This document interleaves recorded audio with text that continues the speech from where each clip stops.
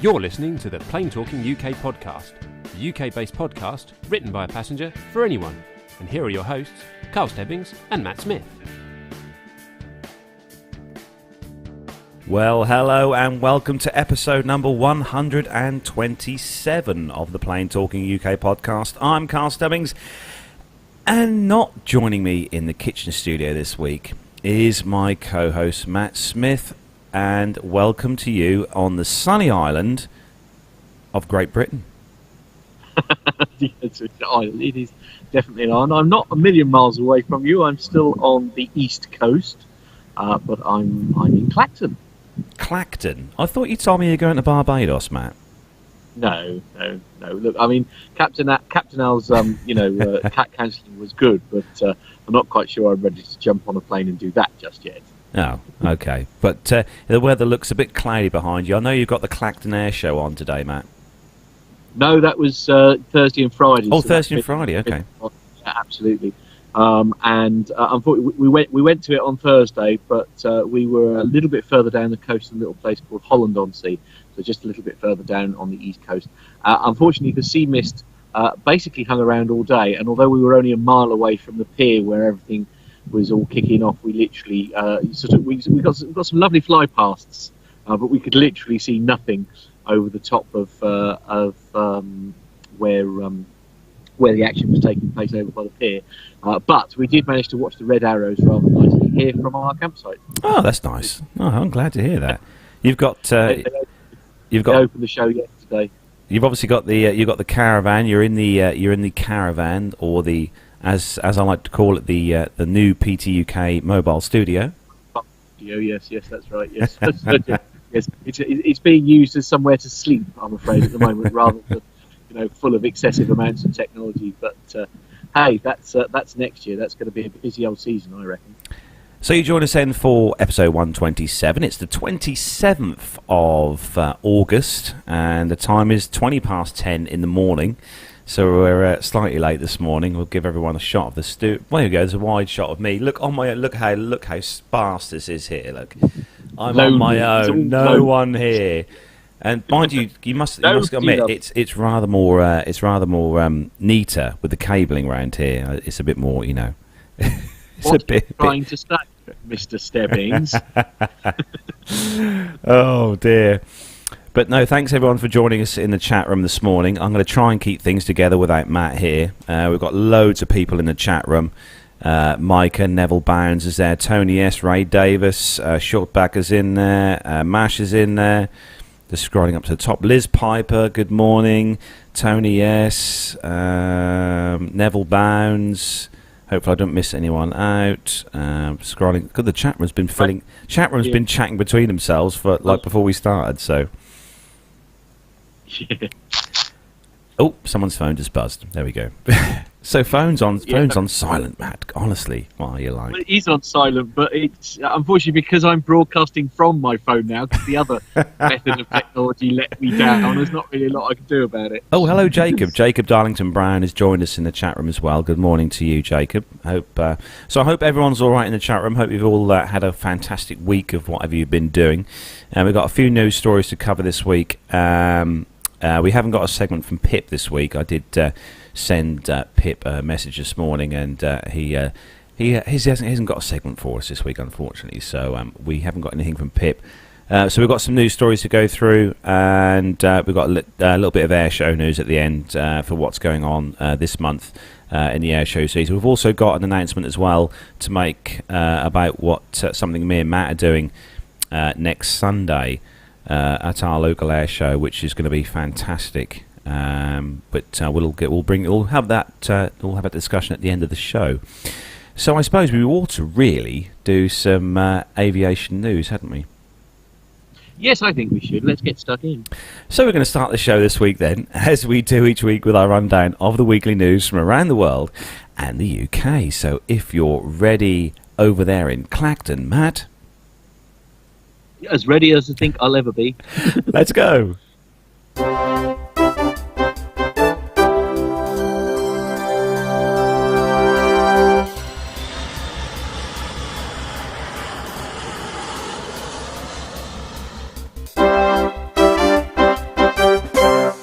So, kicking off this week's first news story then, and this one is on the... Well, it's on the Guardian.com website, so it's a massively well-to-do website, the Guardian, hey. But it's a story I picked up on this morning. It actually broke yesterday on Friday the 26th, and the headline, Japan's biggest airline grounds its Dreamliners over engine problem. So All Nippon Airways' decision to ground its fleet of Boeing 787s, the world's biggest fleet of these aircraft, expected to result in the cancellation of at least 350 flights. Japan's biggest airline has started grounding its fleet of Boeing 787 Dreamliners after discovering a problem with the plane's Rolls-Royce engines, in another setback for this troubled aircraft. ANA's decision to replace the key engine part, possibly on all its 50 Dreamliners, is the latest in a series of glitches that have plagued the fuel-efficient plane since it made its maiden commercial flight 3 years behind schedule late in 2011. The groundings are expected to lead to cancellations of at least 350 flights on ANA's Japanese domestic routes through to the end of next month, according to the Nikkei Business newspaper. The carrier cancelled 9 flights on Friday, yesterday, affecting more than 3,000 passengers and costing the airline an estimated 55 million yen, which equates to £414,000 in lost revenue. ANA is the world's biggest operator of the Dreamliner. In its domestic rival Japan Airlines operates 30 of the 787s. But these aircraft for Japan Airlines are fitted with a different type of engine. The problem came to light while ANA and Boeing engineers were investigating the cause of an incident in February when an ANA 787 had to return to Kuala Lumpur after one of its engines overheated. Inspections revealed damage to a medium-pressured turbine blade in the aircraft's Trent 1000 engines. Rolls-Royce said it had notified other airlines that use the same type of engine, adding that it would make improved parts available by the end of the year.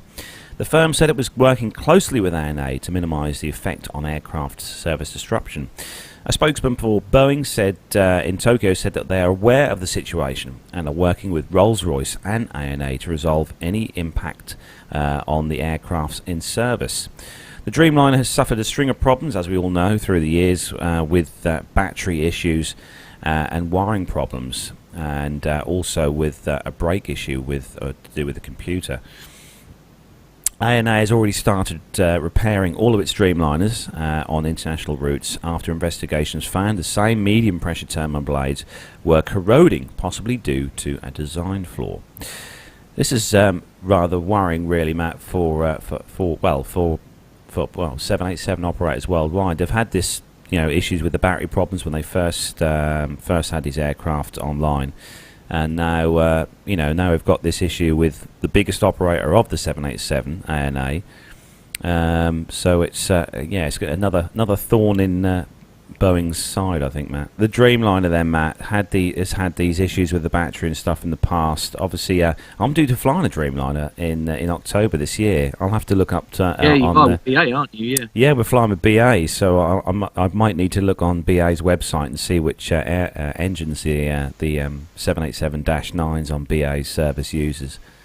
Perhaps someone in the chat room could look up quickly, because I'm tech overlord at the moment. So yes, perhaps someone could have a look and see what engines the BA's 787-9s use. But that's a shame, really. They've had this issue again with the engines on the aircraft. Hopefully, it's something that Rolls-Royce can put right and get these aircraft back in service again. As or as we said, as the All Nippon are the biggest user of the Dreamliner. They need to sort this issue out. And aircraft has been, it's sort of quite new to the industry. If you see what I mean, there's no way that they're going to take it out of service. If you see what I mean, they're just going to, they've got to persevere now that they're this far down the line, surely, and just sort of get these bugs ironed out, surely. Yeah, well, let's hope they do fix these issues out ASAP. Anyway, we're going to move on to the next story. Hopefully Matt's going to be able to... Mike has just put in the chat room that BA uses the Trent 1000s. Oh, there we go. Right, so next story is for you, Matt.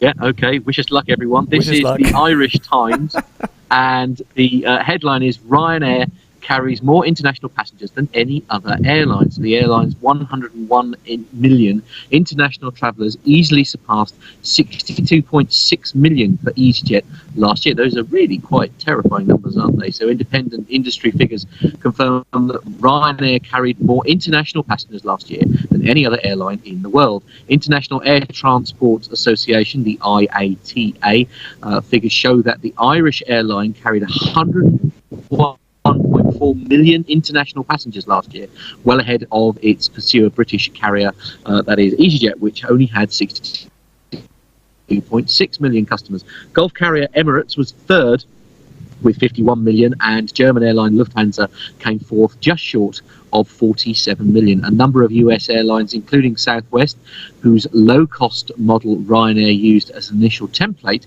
carried more passengers, but much of its business was domestic. Dallas, Texas-based Southwest carried 119 million people last year. Much of its traffic was with the US, although it serves destinations in Central and South America. Ryanair spokesman Robin Keeley said that the airline expects to fly more than 117 million people in 2016. Meanwhile, it emerged that the airline's website had more than 300 million visitors over the last year. Mark Simpson, who is the analyst with Dublin Stockhold Brokers Goodbody, said on Thursday that the airline's approach to digital marketing and sales has grown increasingly sophisticated. The company launched Ryanair's Labs a number of years ago to focus on boosting digital marketing and to turn its website into the travel industry's Amazon. Mr. Simpson claimed that the Irish company is now in a position to do this as online travel agents are increasingly dominant in the European market, accounting for 25% of all hotel bookings. He said a number of small players, including Hotel Booking and Expedia, dominate this market, forcing hotels to look for ways to increase their own distribution. Mr. Simpson, who was speaking following a conference with the airline that focused on its technology, said that the company's strategy is to build a flow of hotel bookings over the next 3 years. So it just proves again that Ryanair are just the most fantastic airline in the world. Yeah, yes, obviously that's what we think of immediately. But I mean, you can't argue with the load factors. I mean, we all sit here and complain about them, but I mean, there are few airlines that can boast so many full seats. Exactly. You know, I mean, the planes very rarely leave empty. No, I don't think I've ever been on a Ryanair flight where there's been an empty seat. I think I might count one. I think in all the years I've flown with Ryanair where there's been an actual empty seat. But apart from that, I don't think I've ever sat on a Ryanair flight and had countless amounts of endless seats empty next to me. Certainly not had anywhere where you could sort of stretch out and take a whole aisle for yourself. Certainly. That'd be nice. Stretch out, you get more leg room in. Pay for a standard seat without the extra leg room and have 3 seats to yourself. That's the way forward, I always say. So moving forward on to the next story, and this one is on the Daily Mail website, and the headline is "Airline to use smart chips to..." Hold on. Typical, the computer's just gone funny on this side with the news story. There we go, Daily Mail Online, getting better story back again. There we go, the headline. Airline to use smart chips to attach to your luggage to make sure it doesn't get lost. Delta Airlines. Good luck with that. Yeah, Delta Airlines has said it's going to use radio frequency identification chips. And in April, the airline unveiled a $50 million investment into its system. The airline's spent thousands of dollars in the last few years replacing lost luggage. So it's going to use these smart chips attached to passengers' luggage to make sure their belongings don't go missing. Delta Airlines, based at Atlanta, said it will use radio frequency identification chips placed on travellers' bags to track their location. Baggage handlers will be able to identify each bag from a distance from a chip placed inside a paper tag on the baggage. Under the new system, conveyor belts will have sensors that flash green light if the suitcase is on track to the correct plane, and a red light if not, meaning the handler can redirect it. In April, Delta unveiled a $50 million investment to overhaul its existing barcode bag tracking system. The airline is hoping the new system will help to tackle the problem of lost luggage. The airline itself spends thousands of pounds or dollars each year replacing baggage or passengers' baggage and belongings when they go missing en route. The airline's existing system involves scanning individual barcodes on each piece of luggage. Brett Snyder, an aviation expert, said the airlines have been doing better in general when it comes to mishandled bags, but it's going to help significantly according to the news sources. He added that things really do go off the rails when you have storms and you have bags scattered everywhere. Over the past few years, you've been seeing a lot of airlines go behind the scenes to focus better on handling and operation of baggage. The RFI technology has been found around for decades and was developed during the Second World War to help distinguish between family or friendly and enemy aircraft. The technology is already used in the hotel industry to keep track of towels and linens, and in libraries as well, to prevent patients who might be at risk of getting lost. Early this year, a separate airline revealed an enormous 40,000 pieces of checked baggage that missed their planes. American Airlines Vice President said airport security delays were to blame for most of the luggage delays. Now, these security chips, Matt, I've got the picture on here, which I can't put on the screen because that particular part of the system's not working today. But the security chips they've got here with these RFI things are very similar to the tags that are placed on high-end items in stores, in like supermarkets, things like that. Yeah, absolutely. They're kind of like a square stick-on pad with like an aerial built in. Yes, in fact, I had one of those attached to the headphones that I had to rush to Tesco's to go and buy, and merrily set off the machine as I walked out of Tesco's. So it's right. It's sort of quite clever stuff, really. I don't know. I mean, it just seems a bit sort of.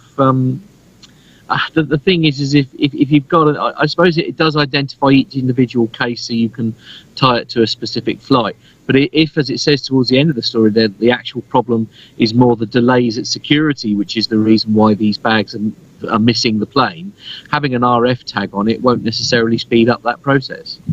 No, and I wonder I don't know how expensive these RF tags are to make or manufacture or to have, how much they cost the airlines, but you know, if they're going to have these RF tags in a kind of paper tag, as it says, attached to the case, are they going to be able to reuse these tags again and again, or are these just going to be a one-off use and then throw away? Sort of destroy type thing. Well, I mean, the trouble is if it's just as they are certainly on the items that you buy, say like on the high-end stuff in Tesco's as an example, then no, you aren't going to be able to reuse them, are they? So they're going to become, a disposable item, which surely that's going to, put quite a lot of cost. I don't know. It just sounds. I like the idea in principle. I just think it's a bit of a gimmick, to be honest, isn't it? Yeah, Mike has just put in the chat room. Actually, Mike has put that they cost very, very, very little, and he thinks they're just going to be thrown away. Think of the waste. We should have the Going Green jingle here to play, really, because it's not really, it's not really an environmentally friendly thing. I don't think they'll probably be able to recycle these. I wouldn't have thought, because they're a kind of mix of plastic and a kind of metal inside, aren't they?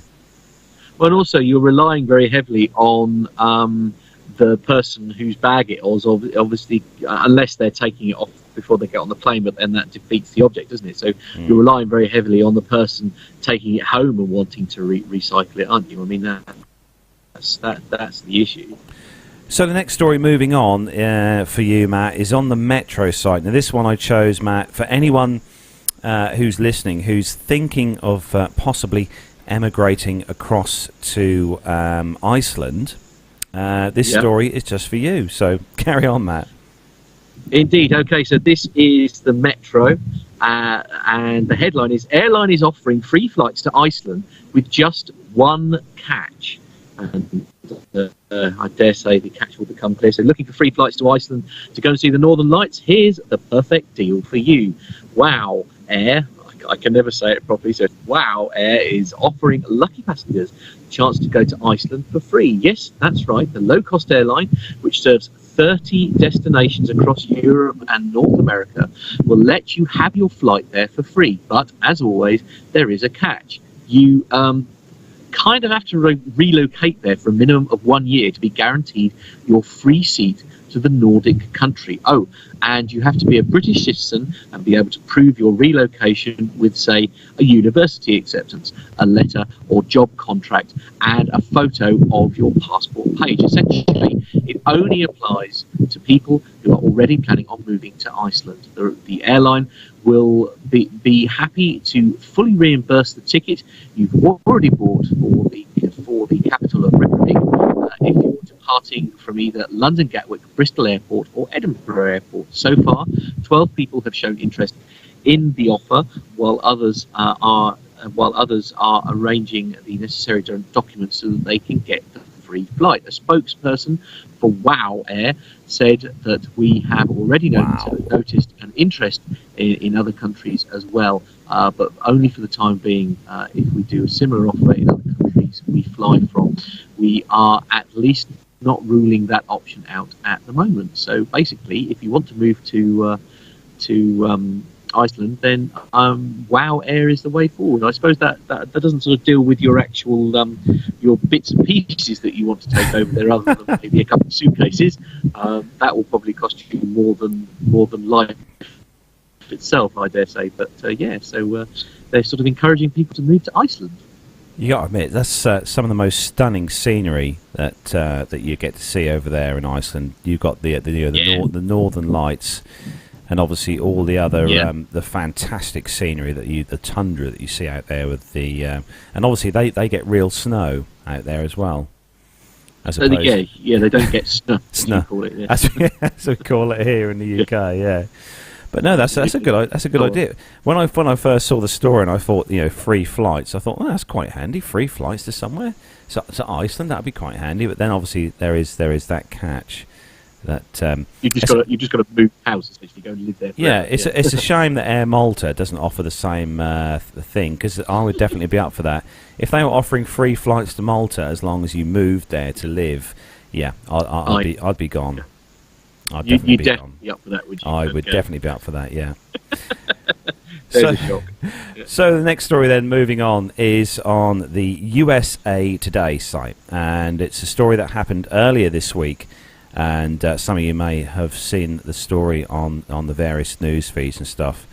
And it's regarding the retirement of a certain aircraft here. And the aircraft in question is the Super 80, or the MD-80. And American Airlines have retired 20 of these aircraft in 1 day. So they retired on Tuesday, retired 20 of their MD-80 jets as it pushed ahead with the phasing out of the aging aircraft model.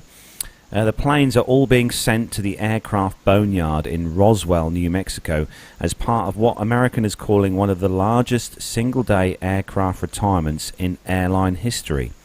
Of the 20 planes headed to New Mexico desert on Tuesday, 17 were originally delivered to American Airlines. The other 3 were inherited by American via its acquisition of TWA. The average age of the 20 retiring jets is 28 years old, according to Flight Radar 24, which is encouraging its users to track the retirement flights. The 140-seat MD-80s will be arriving to Roswell throughout the day on Tuesday.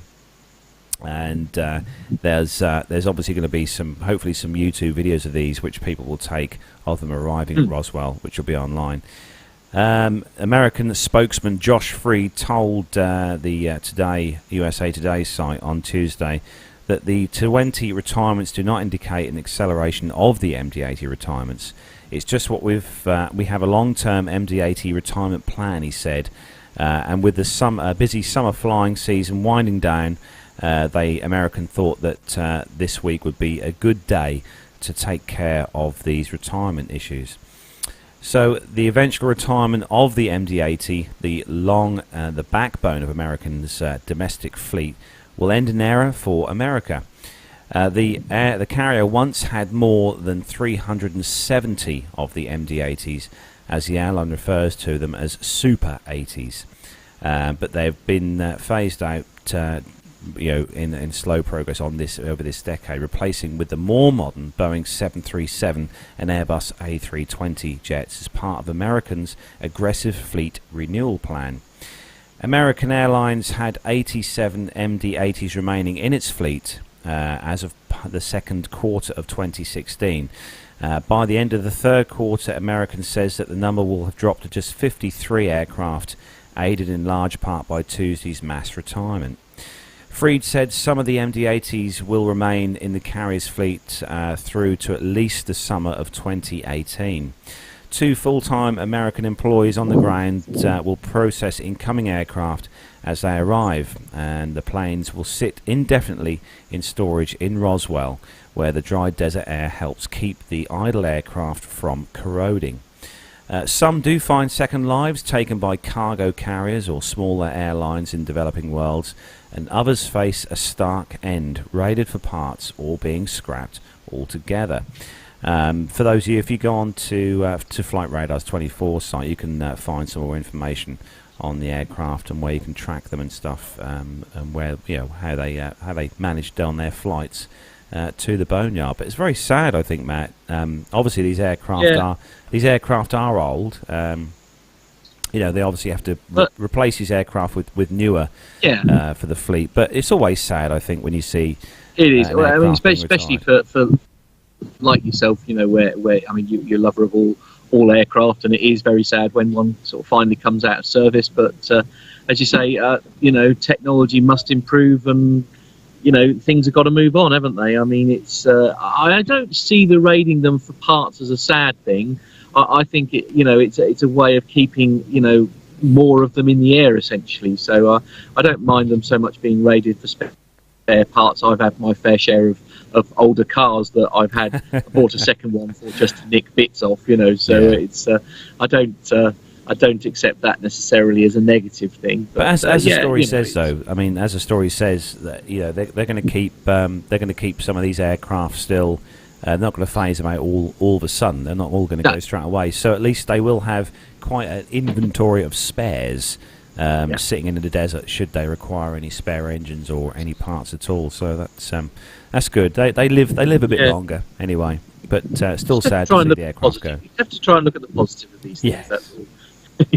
So the next on to the next is the next story. This is on the BBC website. It's a story that I've been covering. If you've been watching our Facebook and Twitter feeds, that I've been posting stories for, and it's all about the Airlander 10. But unfortunately, it's had a couple of maiden flights now, and it's been up in the air. It's sort of on the 25th of August. It had a This is the one that is called the Flying Bum. Yeah. Oh dear. Yes, indeed. Yes, that's the one. It's got a. Apparently, it's officially the longest aircraft in the world. I think at the moment, isn't it? In the world. In the world, yes, absolutely. The longest aircraft hit power cables before nosediving. The world's longest aircraft came into contact with high voltage power cables before nosediving on landing, an electricity firm has said. Developers of the Airlander 10 had denied witness reports that the airship struck a telegraph pole during its heavy landing on Wednesday. But UK Power Network said that the aircraft had come into contact with one of its power lines. Hybrid Air Vehicles said a mooring line had been in contact with a cable.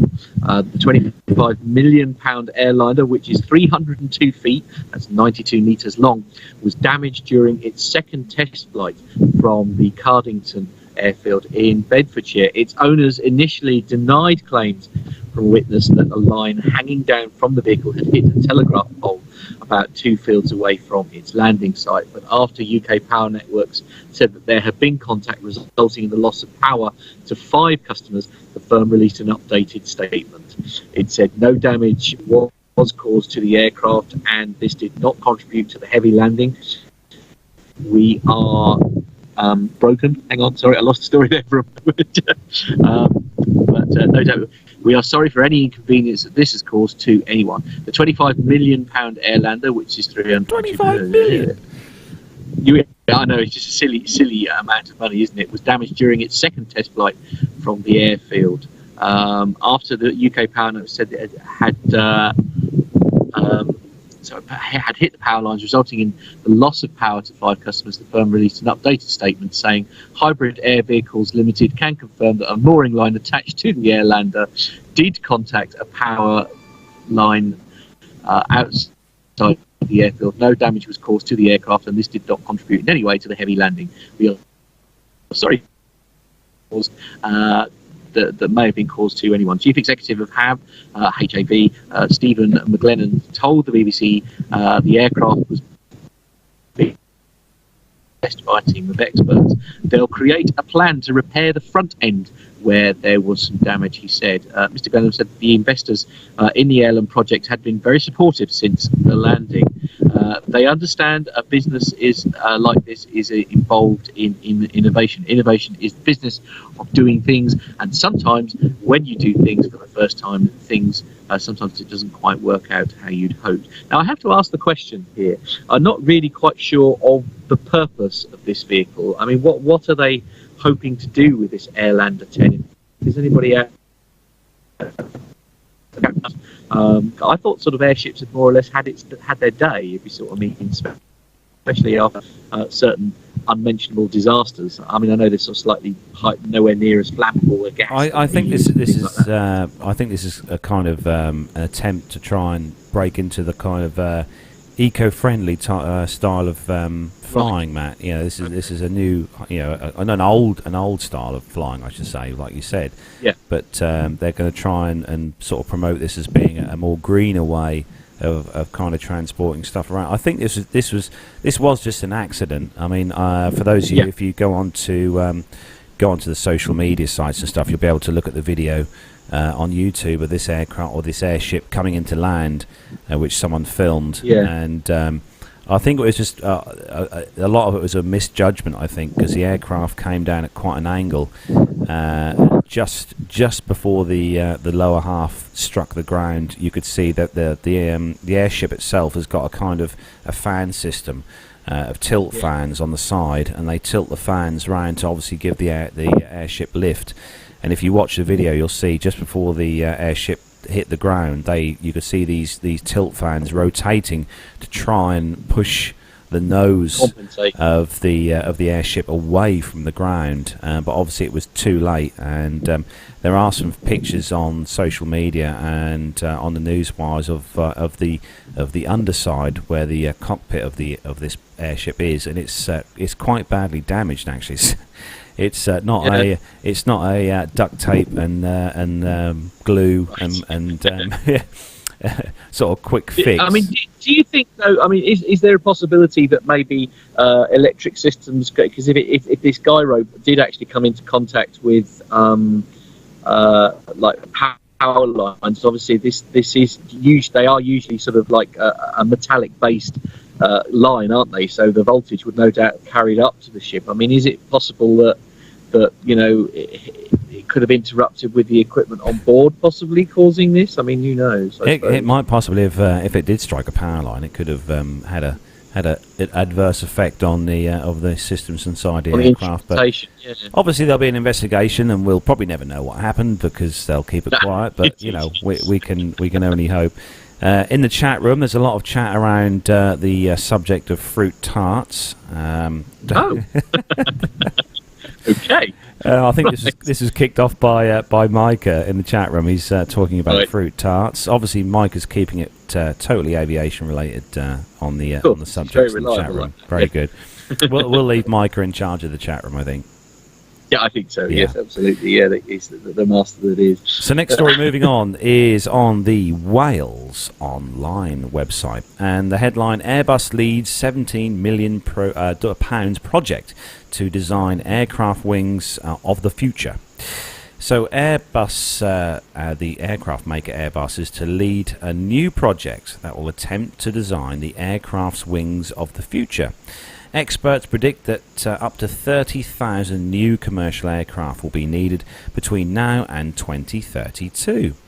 The new aircraft will have to be more sustainable than their predecessors and will use emerging technologies such as 3D printing in their construction. The defence giant, which makes aircraft wings at Broughton, has previously filed patents for 3D construction in airliners.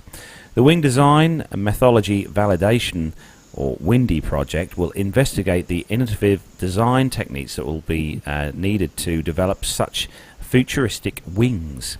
Aircraft wing design is a hugely complicated process, and the project will look at ways that they can increase the robustness of the design and test process while reducing the time it takes, said Airbus's CEO Tom Williams. Developing state-of-the-art technology will be at the heart of achieving these improvements, and this investment is vital for that. The £17.7 million project is partly funded by the Innovative UK and Government's Innovation Agency, which is sponsored by the Department for Business, Energy and Industrial Strategy. And the project is also being supported by the Aerospace Technology Institute, the ATI, and other participants include the University of Bristol. Come on, get your words out, Carlos. Jesus. Renshaw, Cranfield University, and Future Advanced Manufacturing. One of the key aims of ATI's UK National Aerospace Strategy is to sustain and grow the UK's global leadership in aircraft wings, says Simon Weeks, CTO of ATI.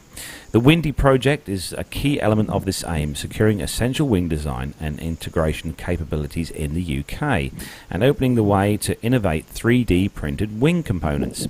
These will lead to more lighter and efficient wings, which will be needed for future generations of greener airliners. Now, obviously, for those of you who have flown on any commercial jet, really, you can see, if you've been flying through bad weather, you can see the wing flex. They've got a picture on the website here of the wing flex that they do to test aircraft wings to make sure that they can flex, up and down without breaking off, really. Not to worry at all, Matt. There, but no, these. I think that's absolutely, yeah. Thanks for that. But it's good because this is actually obviously in the UK where this is all going ahead here, and where this this new technology is being tried. So I think good on us. At least we can do something good here in the UK, hey Matt?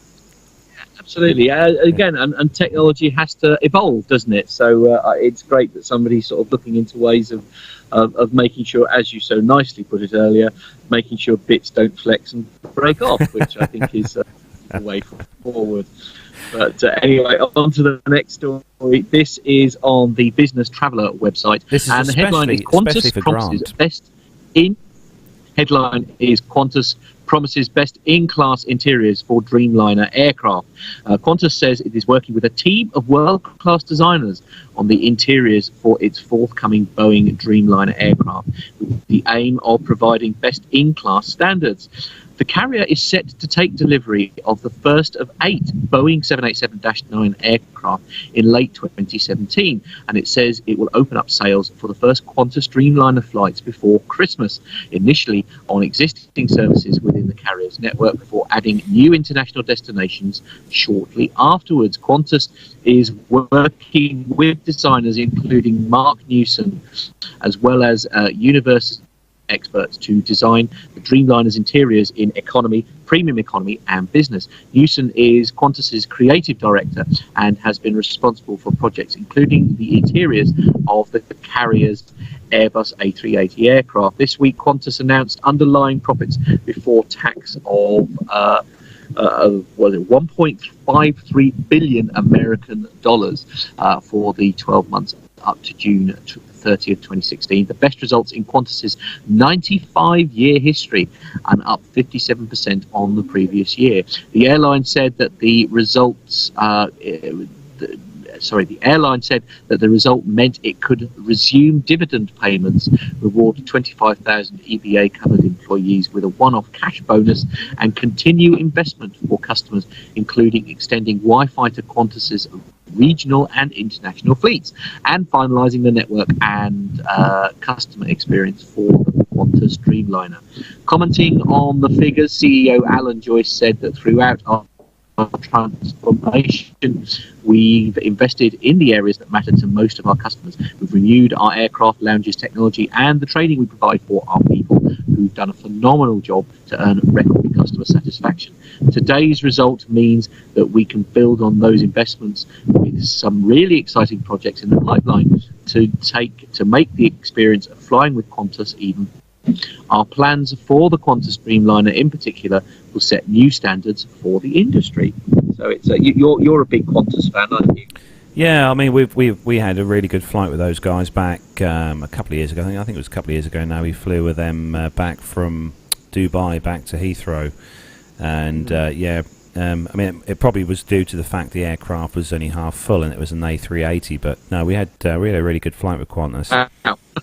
But no, it'll be interesting to see. There's no pictures on the website that we can show what the interiors are going to look like here, but it'll be nice to see. No. Perhaps later on, if we can try and get some photos of something, of the interior of these new aircraft, of the Dreamliners, to see what Qantas are doing different to everyone else, really, I suppose. Yeah, no, it's sort of quite exciting, really. Well, it's nice to hear that an airline is rewarding its hard-working employees for all the effort they put in as well. I think that's a nice touch. Oh yeah, it's always good. Happy employees make for happy passengers, I think. Yeah, exactly. Yeah. Now, the next story which you're about to do, I must say it's very exciting, because it would appear that certainly in the photograph that I'm looking of, they actually successfully managed to use water rather than foam. Oh yeah, it's quite nice. So then, moving on, the next story, which is actually a story that was sent over to us by Ray Davis, who's in the chat room at the moment. He put us onto this story. He sent us over via Facebook on our link, and the headline: Sunshine Coast teen Lachlan Smart becomes the youngest pilot to fly solo around the world. So Queensland teenage pilot Lachlan Smart has become the youngest person to circumnavigate the globe solo in a single-engine plane. He landed his Cirrus SR-22 at Sunshine Coast Airport at Markula just before 8 a.m. And the cheers of friends and family and a swarm of supporters after completing the last leg of his journey by taxiing through an arch of water from local fire trucks. Smart emerged from the cabin of his plane and punched the air in jubilation. In completing a 45,000 kilometre trip that took almost 2 months to complete, he set a new world record. At 18 years old, or 18 years and 7 months old and 21 days, Smart is now the youngest person to ever complete the journey, which was 2.5 years in the planning. The previous record holder, American Matt Gulfmiller, finished the trip aged 19 years old, 7 months and 15 days.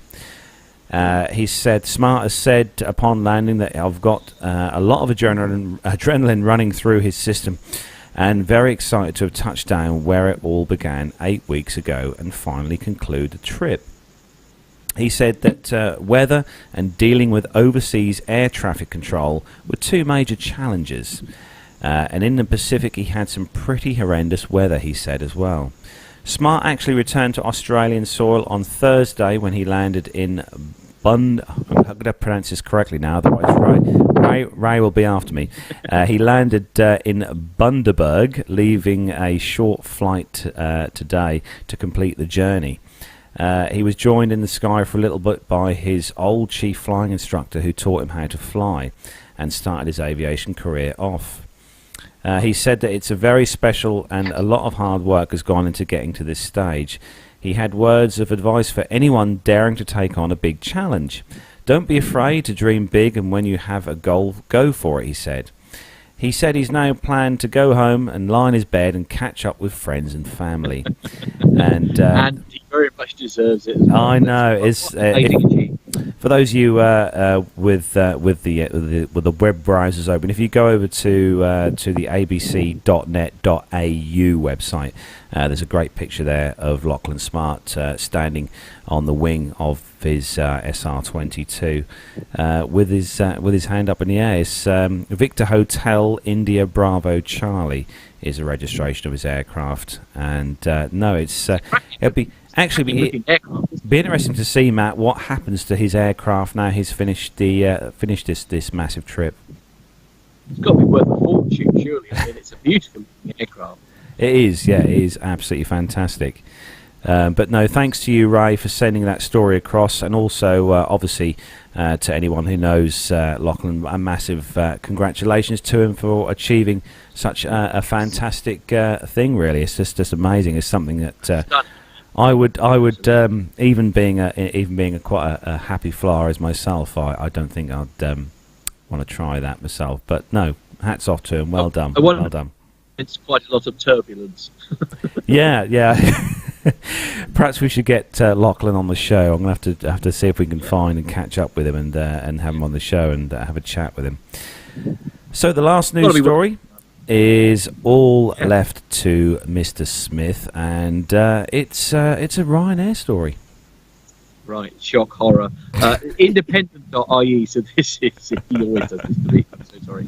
This is the Independent, the Irish Independent. Ryanair. I'm going to ignore that symbol crash and move on. Ryanair launches flash sale on 100,000 seats, but you need to act fast. Ryanair has released 100,000 seats for sale across its European network, but they must be booked by Monday.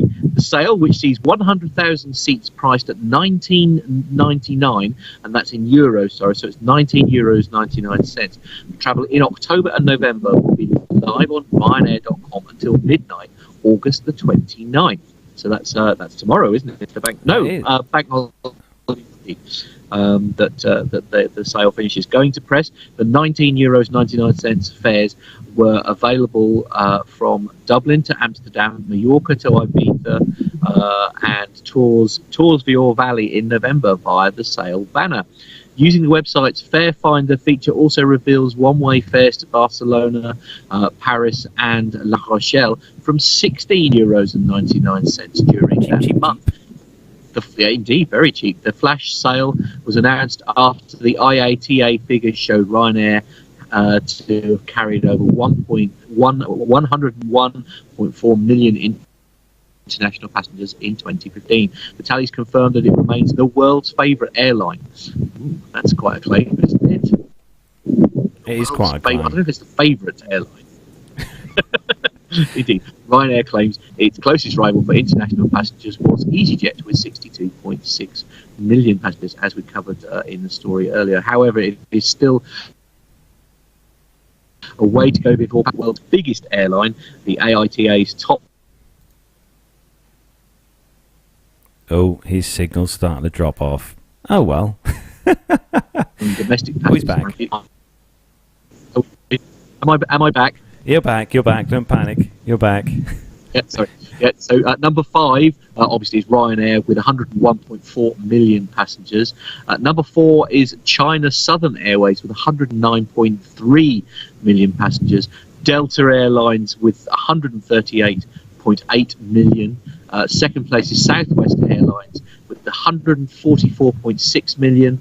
And obviously the biggest one, but certainly based on passenger numbers, is American Airlines with a staggering 146.5 million passengers. That's a ridiculous amount of passengers. Honestly, 146.5 million. Wow. Yeah, I mean, credit to Ryanair. I mean, they're fifth. They're bearing in mind that we're talking big boys that are ahead of them here, aren't we? China Southern Airlines, Delta, Southwest, American. Then you've got little old Ryanair at number 5. It's incredible, really. I know. It's when you look at the figures and stuff like that, it's nice to see. We do make it somewhere there across the pond. We don't at all, because it's Southern Ireland, isn't it? It's based in Southern Ireland, so it's technically not part of the UK, is it? But it's also nice. It's also nice to see Southwest there as well, because Southwest are kind of like the Ryanair American equivalent, aren't they? Okay. In second place, 144.6 million. Yeah, it's good. So it was Southwest that Ryanair based their sort of model on, wasn't it? They sort of more or less nicked that idea, as it was saying in the earlier story, wasn't it? So, but like you said at the end of the story, Matt, Ryanair aspire to carry more than 117 million passengers in this year, 2016. That's one heck of a lot. I mean, they've got the new 737 Maxes on order, which they should be getting soon. But they're going to have a huge fleet of Boeing aircraft. I mean, Boeing must be, well, rather happy with having someone like Ryanair here. I mean, at the end of the day, because they're one of the few carriers, aren't they, where their entire fleet is almost the same aircraft, isn't it? Because they're all the 737. The 800s. Aren't they? Yeah. I mean, so that 101.4 million passengers have all been done on that same aircraft. I mean, it's fantastic. So they're not, what I'm getting at is they're not the biggest aircraft. So it's not like it's a massive fleet of A380s or 787 Dreamliners or anything like that. It is like the little 737-800s that they've done these incredible figures with. So that was the last story on the aviation news for this week. We've got a bit of news about what we're going to be doing next weekend, a bit of air show news as well, and we're just going to have a sort of general sort of roundup of bits and pieces. We're going to have a few, like I said, we've got a few good bits of news to tell you all, but we are going to come back to you just after these few messages.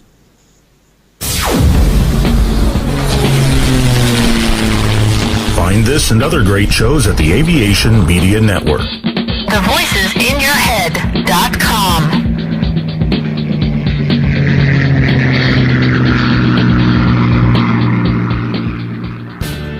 The Plain Talking UK podcast is a voluntary project that aims to keep you informed with the latest aviation-related stories from newswires across the globe. Producing our content does cost money though. If you enjoy our show, why not help us keep on the air by making a donation towards the server and website hosting fees through PayPal. Any contributions would be greatly appreciated. Are you an Amazon user? If so, why not do your shopping through the link on our website? There's no cost to yourself, and Amazon pay us a small referral fee on qualifying purchases. To find out more about the show and to meet the team, take yourself to our website www.plaintalkinguk.com, or find us on Facebook at facebook.com/plaintalkinguk, on Twitter via @plaintalkinguk, or get in touch via email on podcast@plaintalkinguk.com. Thanks for listening.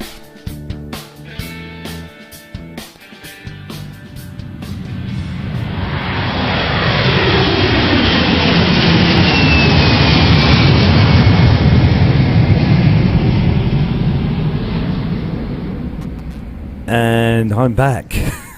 Just about. Hello.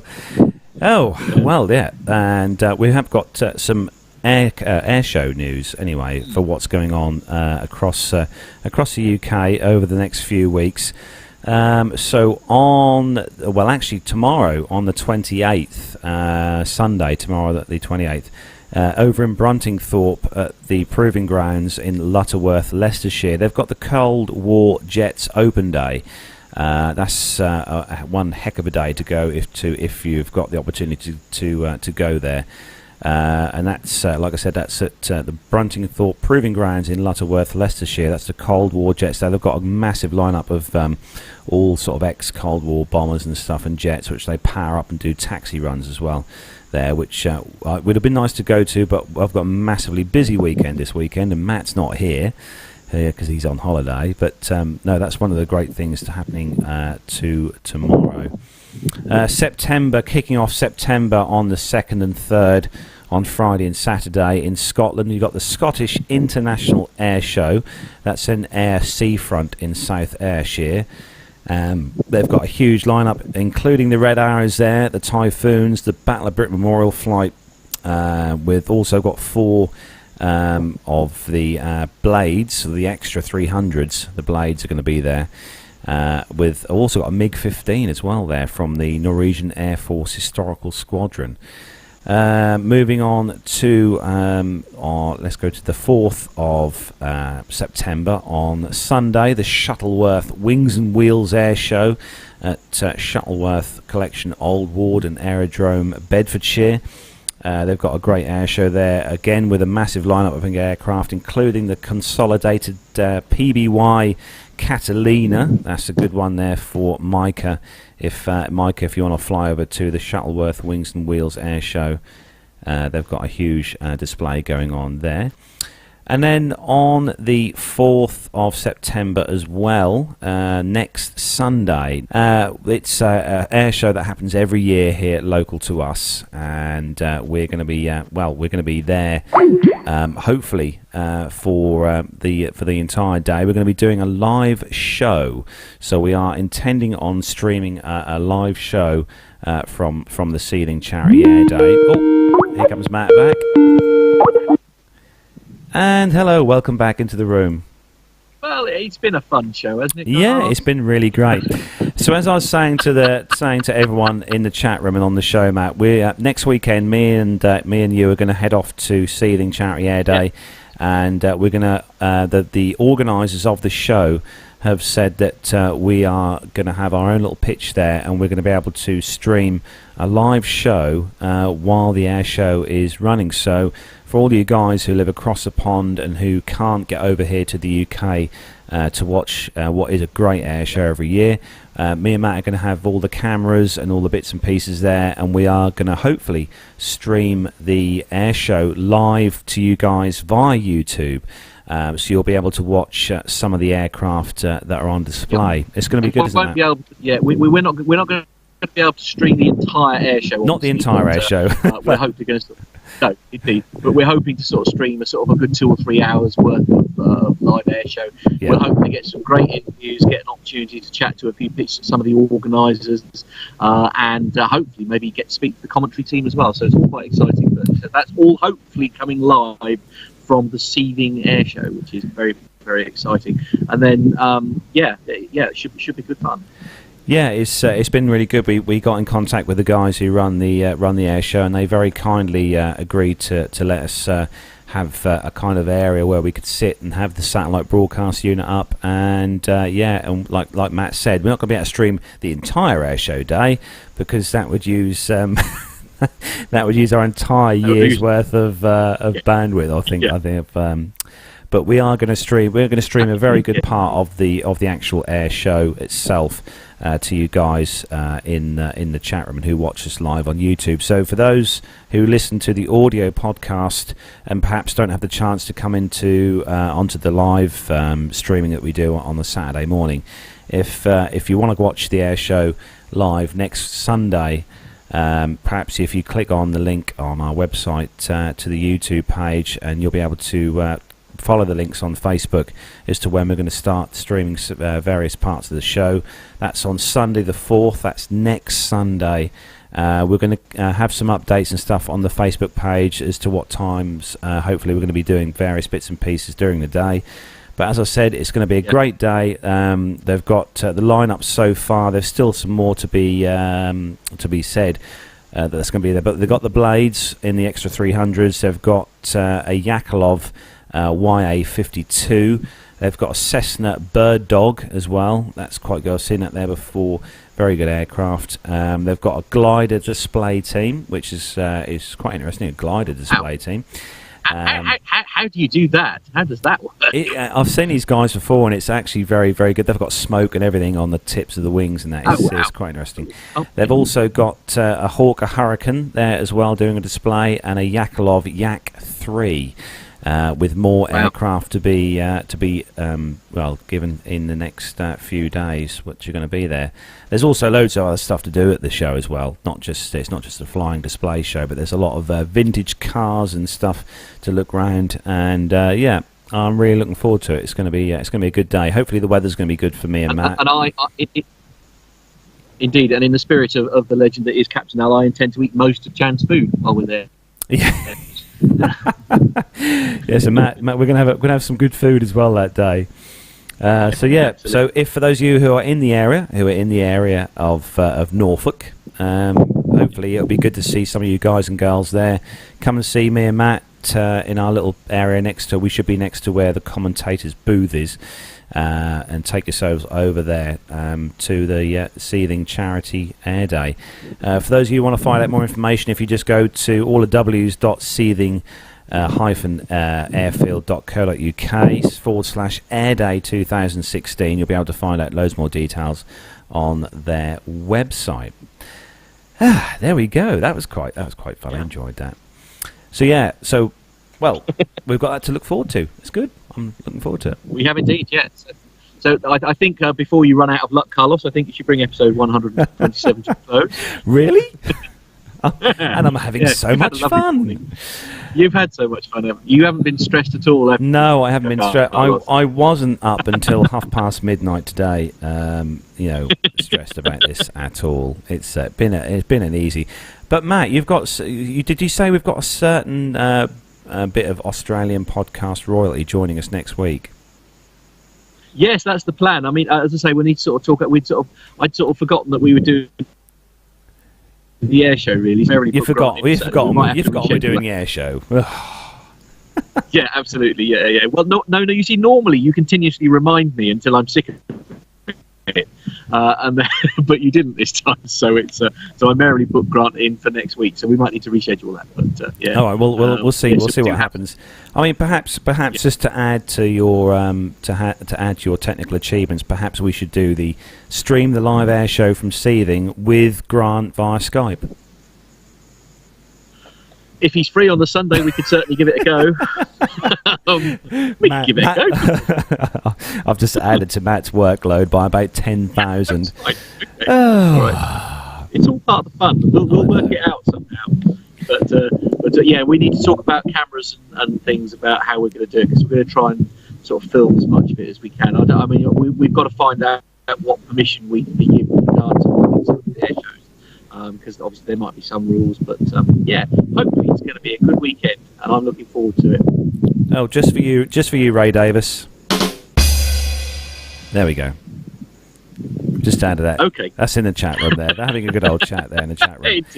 Anyway, so it's been a slightly shorter show this week, but we hope you guys enjoyed it. Carlos is going to have a stroke.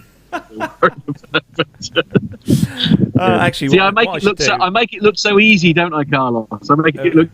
You can so see what I've got easy. Here. the buttons I have to press here. If we move the camera around, there we go, and we can see that. See, this is what Matt does. All this here, Matt does. You see. But he's too busy sunning himself in the Caribbean at the moment. But in the Caribbean, what Costa del Clacton. Yeah. Right, so we are going to bring episode 127 to a close of the Plain Talking UK podcast. A massive thanks to everyone who has stuck with us in the chat room this morning. Too many names to mention. You know who all you wonderful people are. Don't forget to keep your eyes open on Facebook. We're going to put the updates on there this week as to what we're going to plan to do on Sunday at Seething. As we said, anyone who's in the UK and can make it over to the Seething Air Show, come and see us. We'll be there. You'll see the T-shirts we've got on, and you'll be able to see us and spot us a mile off, I hope. But yeah, as I said, thanks for sticking with us, guys. I know it's been a bit of a stressful episode for me anyway, not quite so much for Holiday Man Matt. And I'm not going to apologise. Anyway, so from me in the studio here over in the PTUK studios, I'm going to say a massive goodbye and hope you all have a fantastic weekend and enjoy your weekend. And take care. And from you, Matt. Yeah, it's from sunny old Costa del Clacton. It is it's sort of overcast but warm goodbye. So that's it then. Goodbye, everyone. Take care. Goodbye.